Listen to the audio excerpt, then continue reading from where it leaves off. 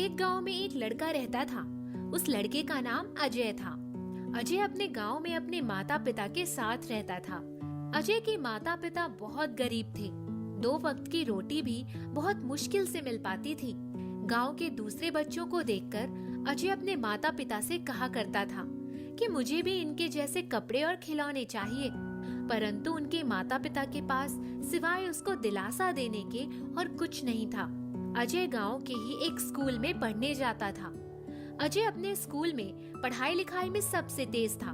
वह अपनी कक्षा में हमेशा अधिक नंबर लाता था। उसके अधिक नंबर लाने के कारण स्कूल के फंक्शन में उसको खूब इनाम मिलता। गांव के लोग उसे बहुत प्यार करते थे।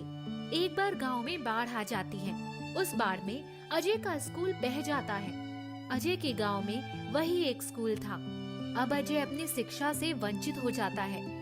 देखते ही देखते कई साल बीत जाते हैं। अजय अपनी सारी पढ़ाई लिखाई भूल जाता है। गांव से दूर एक स्कूल था। उस स्कूल में पढ़ने के लिए लाखों रुपयों की आवश्यकता थी, इसीलिए अजय का वहां एडमिशन नहीं हो सका। परंतु अजय के पिता उसको खूब पढ़ाना चाहते थे, इसीलिए अजय के पिता ने अपने सारे खेत बेचकर अजय का एडमिशन उस महंगे स्कूल में करवा दिया।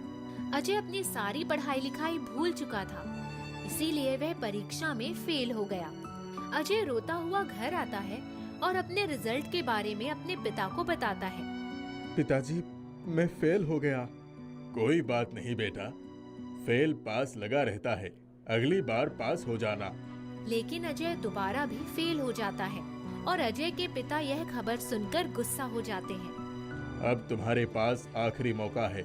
अगर इस बार तुम कक्षा में अव्वल नहीं आए तो तुमको घर से निकाल दिया जाएगा। पापा, अगर आप लोग मुझे घर से निकाल देंगे तो मैं कहाँ जाऊंगा? तुमको जहाँ भी जाना है चले जाना, मगर लौट कर वापस घर नहीं आना। अजय के दोबारा फेल होने की खबर पूरे गांव में फैल जाती है और गांव के बूढ़े बच्चे सभी अजय का खूब मजाक उड़ाते हैं, खूब ताना देते हैं। वे अजय को फेलियर कहकर चिढ़ाते हैं। अजय का इन बातों से बहुत दिल दुखता है और वह रोता हुआ वहाँ से चला जाता है। अजय इस बार खूब मेहनत करता है और खूब मन लगाकर पढ़ाई करता है, मगर वह तीसरी बार भी फेल हो जाता है।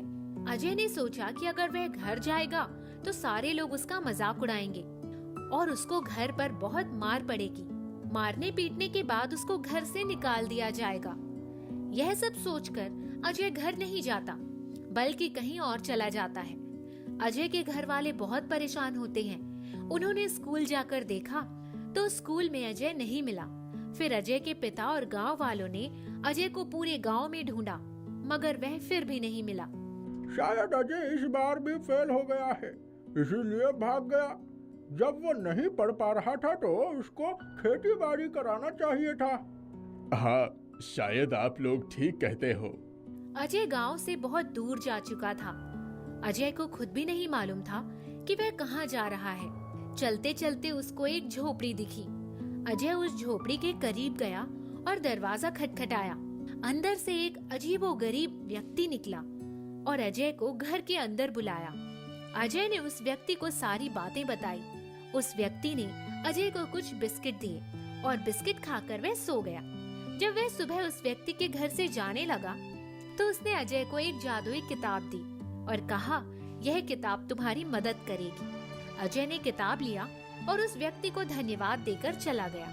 अजय ने सोचा, अब मैं घर लौटकर कभी नहीं जाऊंगा, मगर वह अपने गांव वालों को कुछ बनकर दिखाना चाहता था, इसीलिए वह चलते चलते शहर आ गया। अजय को शहर में एक स्कूल दिखाई पड़ा। अजय स्कूल के अंदर गया और वहाँ के टीचर से कहा, मुझे इस स्कूल में एडमिशन चाहिए। अपना रिजल्ट दिखाओ। अजय रिजल्ट दिखाता है। रिजल्ट देखकर वहाँ के टीचर ने अजय से कहा, तुम्हारा रिजल्ट तो बहुत खराब है, तुमको यहाँ कैसे एडमिशन दिया जाए? सर, मैं खूब मन लगाकर पढ़ूंगा, आप एक बार मुझे एडमिशन दे दीजिए। अजय की यह बात सुनकर टीचर ने कहा, ठीक है, कल हम तुम्हारा टेस्ट लेंगे। अगर तुमने टेस्ट पास कर लिया तो तुमको एडमिशन दे दिया जाएगा, वरना तुमको यहाँ एडमिशन नहीं मिल सकता। फिर अजय वहाँ से चला गया और फुटपाथ पर जाकर बैठ गया। वह सोचने लगा कि मुझे बहुत अधिक पढ़ना लिखना तो नहीं आता, आखिर मैं टेस्ट कैसे पास करूंगा। फिर उसने सोचा क्यों ना कुछ पढ़ ही लिया जाए।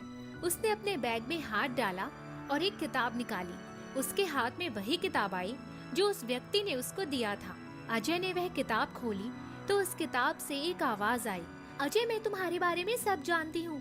यह देखकर अजय हैरान रह गया कि किताब से आवाज कैसे आ रही है। अजय ने किताब से पूछा, तुम कौन हो?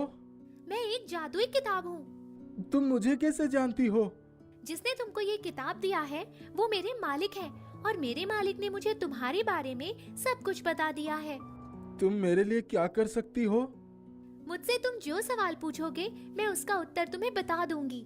ए जादुई किताब, मुझे बताओ कि कल टेस्ट में क्या क्या पूछा जाएगा।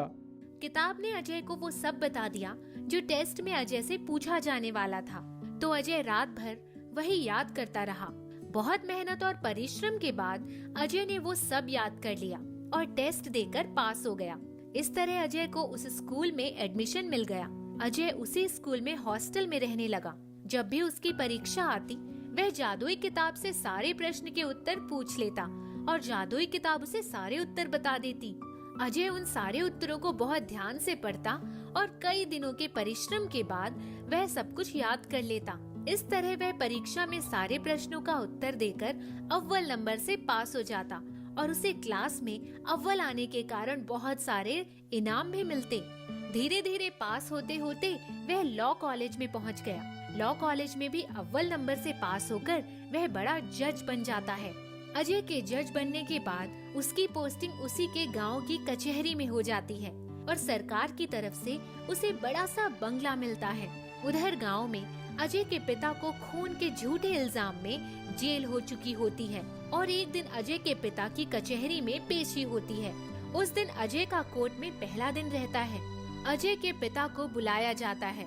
अजय अपने पिता को देखकर पहचान लेता है और उसकी आंखों से आंसू आ जाते हैं। लेकिन अजय का पिता अजय को नहीं पहचान पाता। मुकदमा शुरू होता है और अजय के पिता के खिलाफ एक भी सबूत नहीं मिलता। इसीलिए अजय अपने पिता को बाइज्जत बरी कर देता है। एक दिन के बाद अजय जज के कपड़ों में अपने घर जाता है। अजय के पिता और सारे गांव वाले उसको देखकर खड़े हो जाते हैं, परंतु कोई भी अजय को पहचान नहीं पाता। जज साहब, आप यहाँ क्यों आ गए? मुझे बुलवा लेते। आप लोगों ने मुझे नहीं पहचाना? अजय के पिता और गांव वाले कहते हैं, नहीं, आप कौन हैं? फिर अजय सबको अपनी कहानी सुना